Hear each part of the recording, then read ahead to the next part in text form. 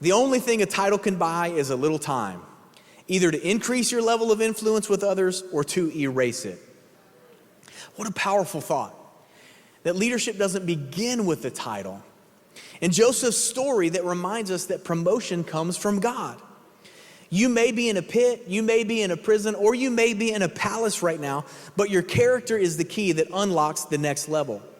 Joseph didn't wait for the palace to start acting like a leader. He led when he was in the prison. He led when he was a slave in Potiphar's house. And he gave his best even when life was unfair. See, in Luke, Jesus highlights this leadership principle for us. In Luke 16:10, he says, whoever can be trusted with very little can also be trusted with much.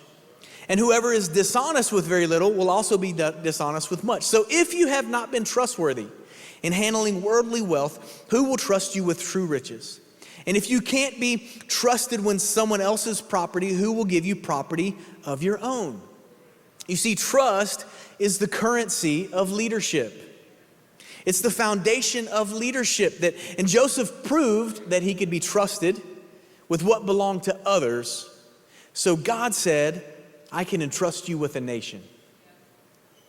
See, at the very end of this story, if we fast forward, Joseph was elevated to this place in second command over all of Egypt. And it was because of his position, he was able to bring his family, the Israelites, into Egypt. He gave them a great land where they could prosper, where they could grow, where they could multiply. Over the next 400 years, they became an amazing, great nation. So much so that they became a threat to Egypt. And see, ultimately what happened was God used all of this to position his nation to inherit the land that he promised them. Because at that time, they weren't big enough yet.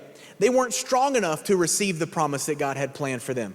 So they needed time to grow, to develop, to get bigger, to increase in strength and in numbers so that they could carry out the plan of God.